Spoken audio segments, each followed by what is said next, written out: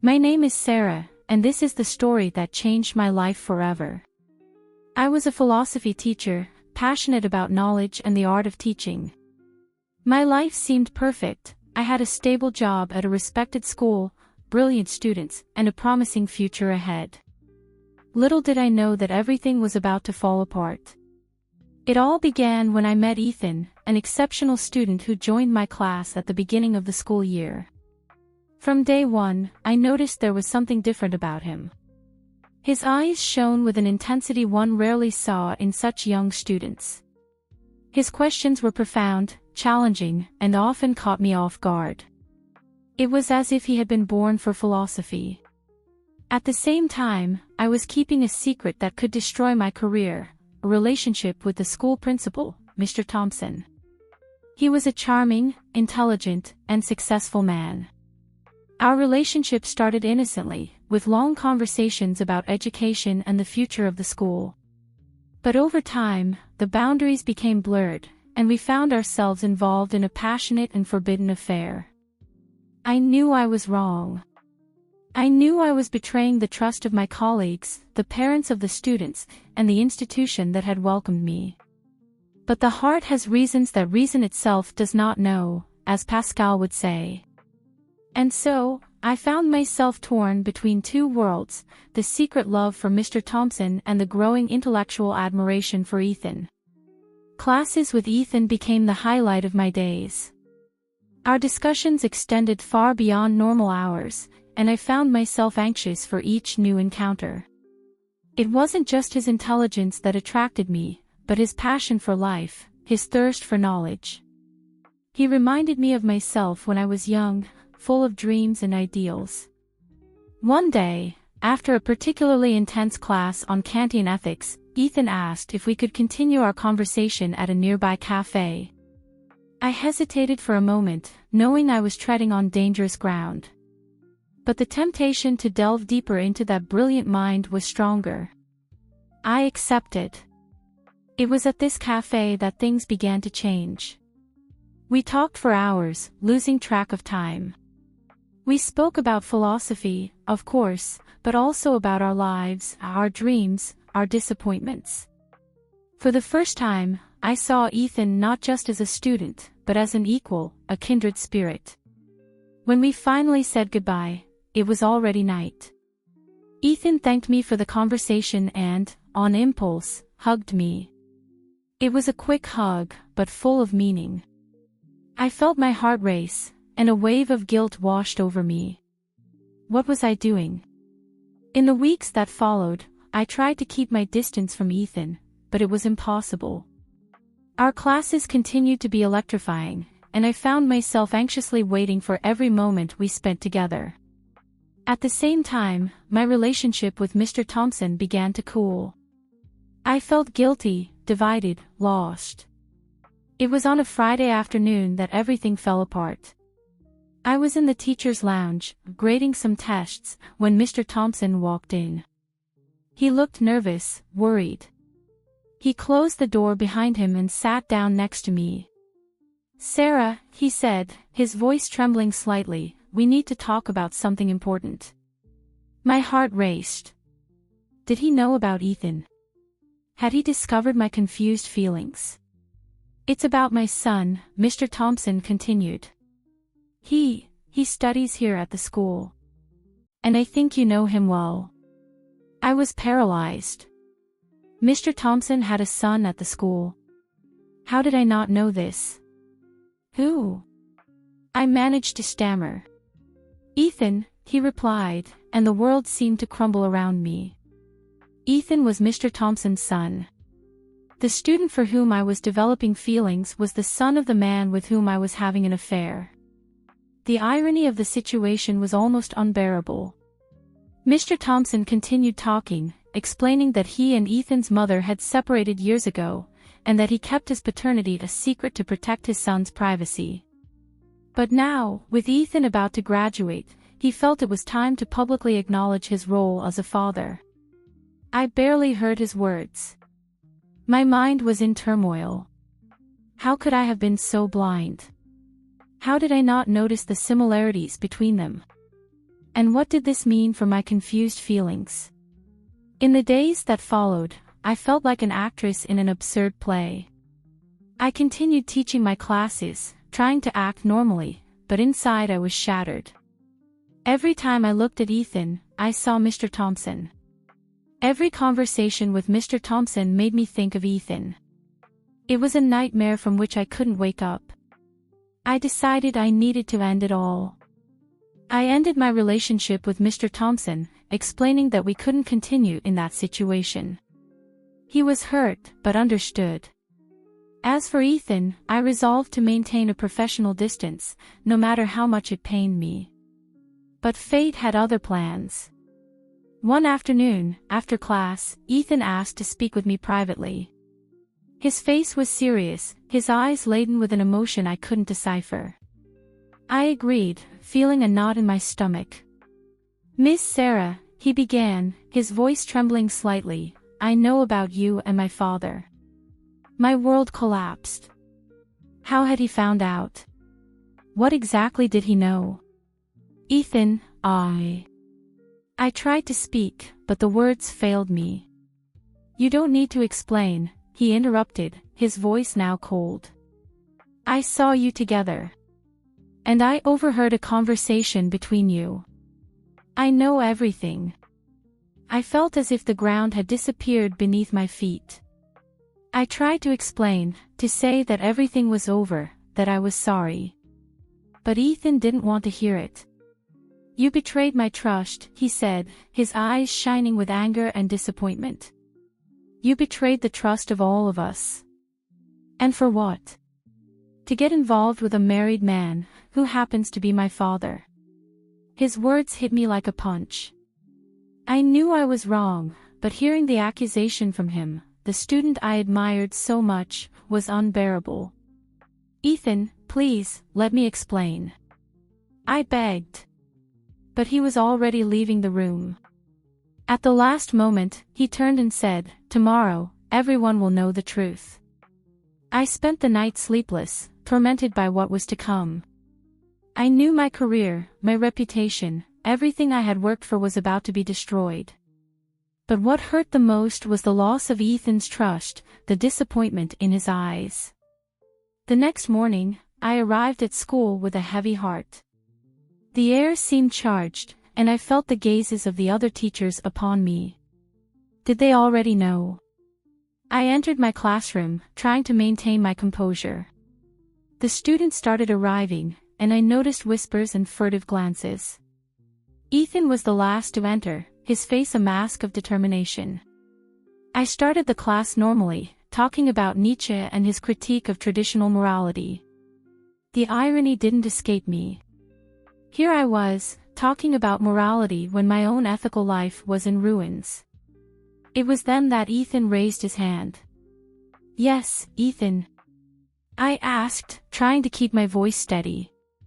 "Miss Sarah," he began, his voice loud and clear, "before we continue talking about ethics, don't you think you should tell everyone about your relationship with Principal Thompson?" The room fell into absolute silence. I felt all eyes turn to me, some confused, others shocked. My heart was beating so hard I was sure everyone could hear it. "Ethan, this is not the time or place," I tried to say, but he interrupted me. "When would be the time, then? When you finish teaching us about ethics while betraying the trust of all of us?"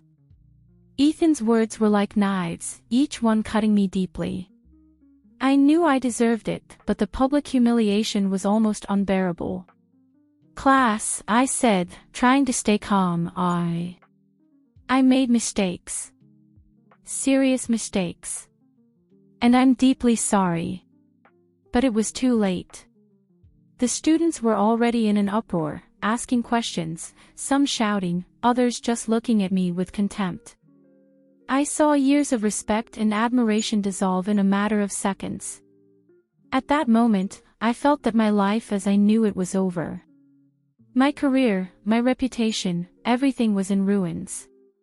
And the worst part was knowing that I had done this to myself. I left the room amid the chaos, tears finally escaping.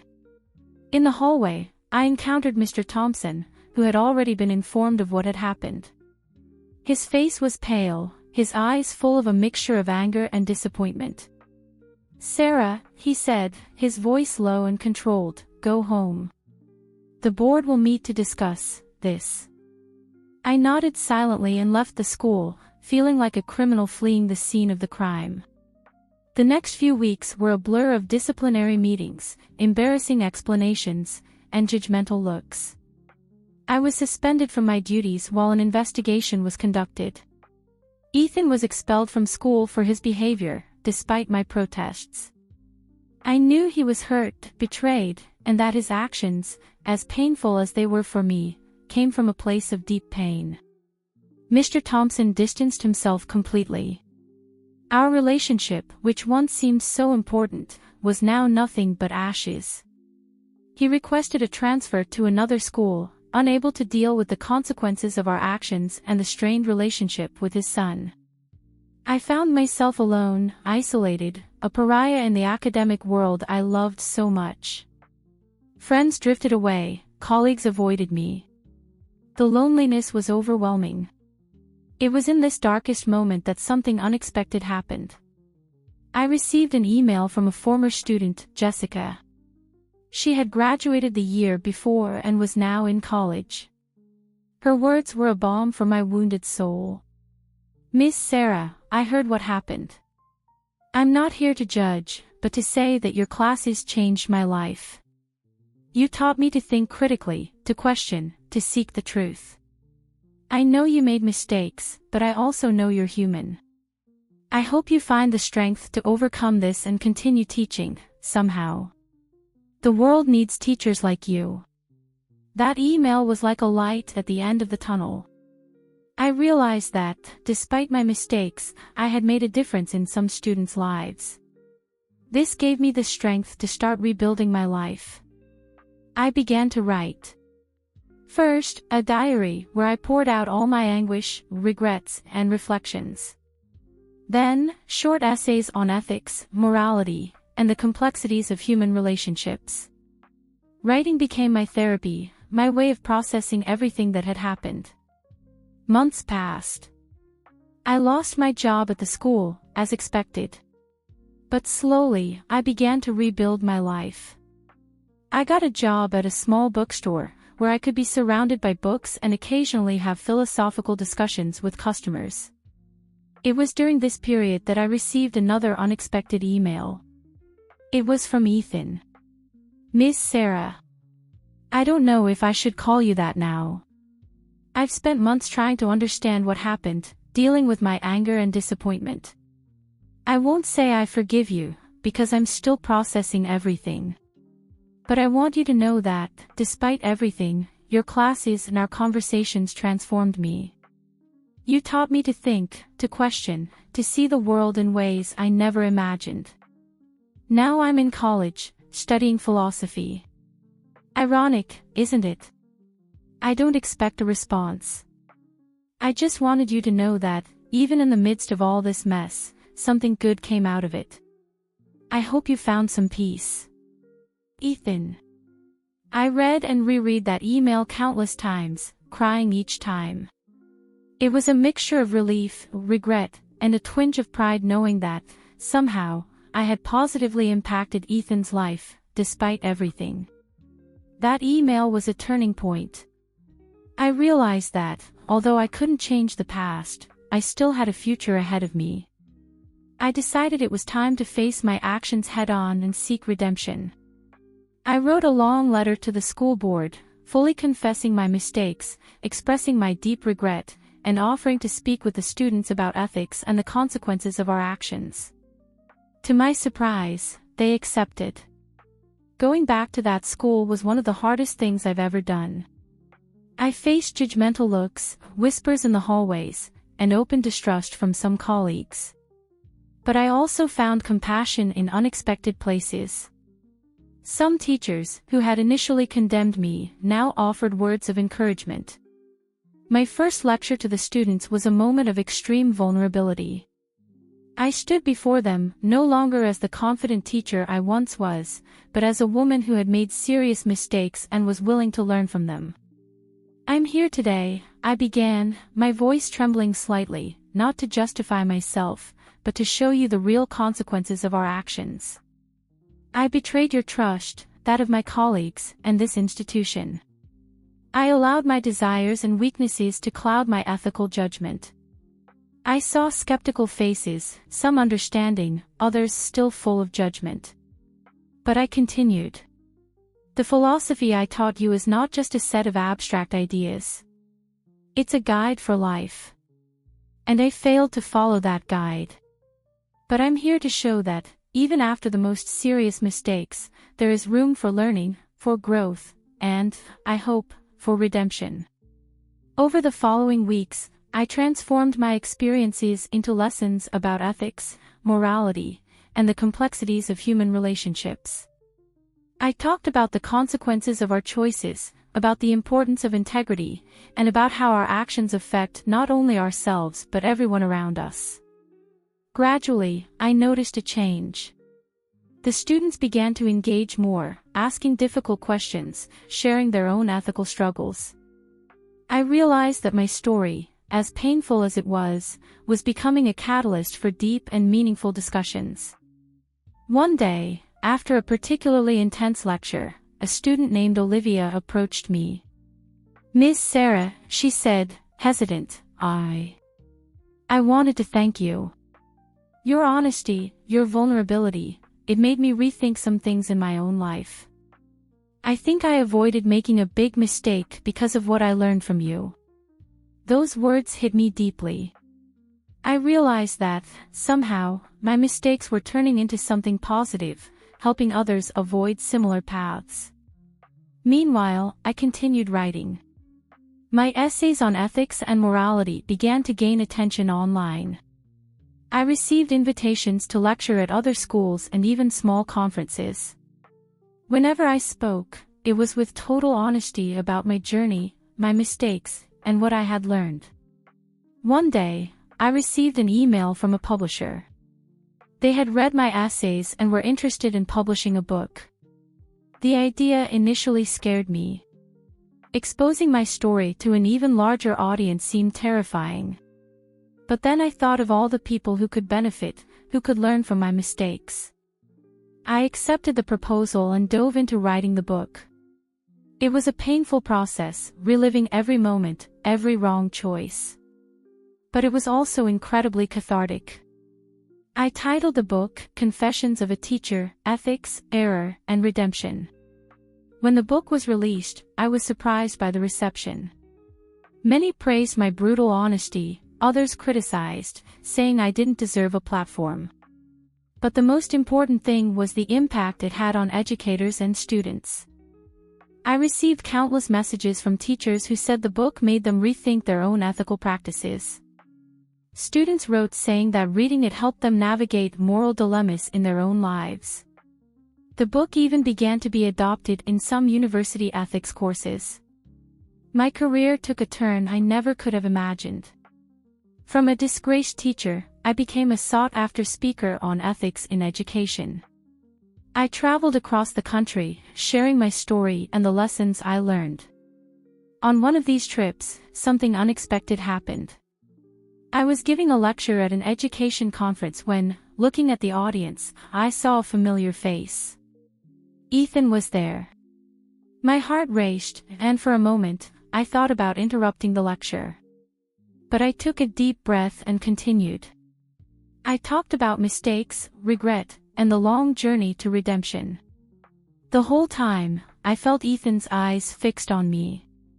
After the lecture, as people approached to ask questions or ask for autographs in the book, I saw Ethan slowly approaching. When we finally stood face to face, there was a moment of tense silence. "Hello, Sarah," he said, his voice deeper than I remembered. "Ethan," I replied, feeling a whirlwind of emotions.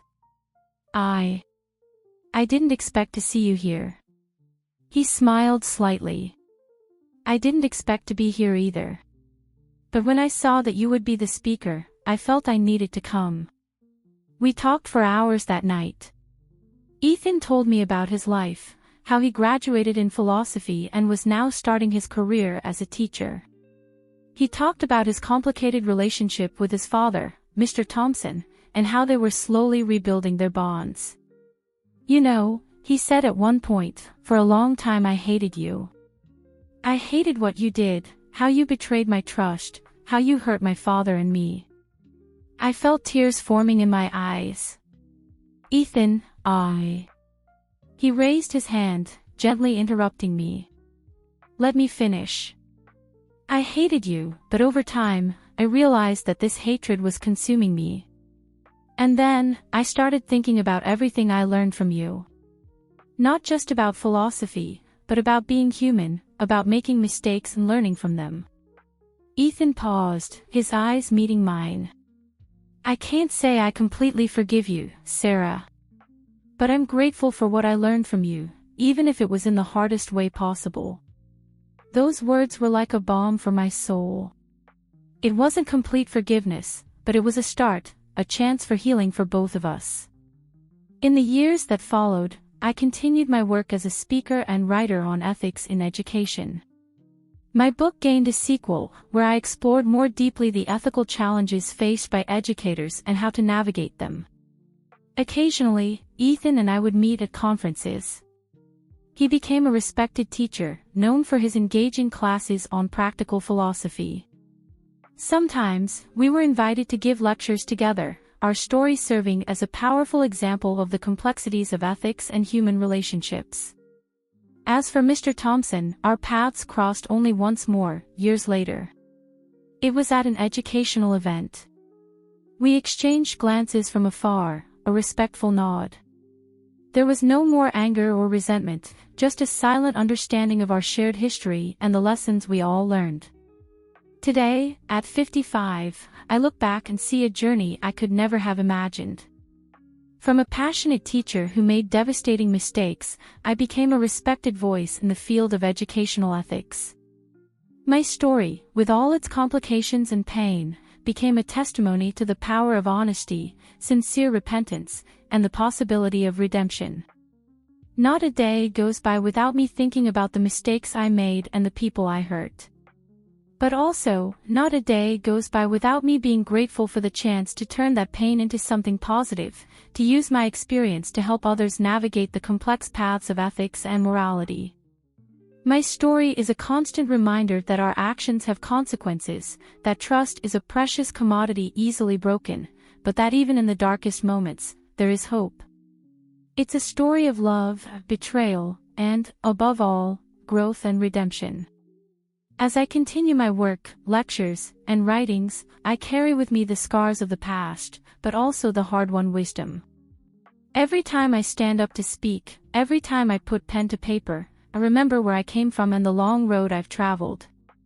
And so, I conclude this narrative not with a simplistic happy ending, but with the understanding that life is a continuous journey of learning, growth, and sometimes redemption.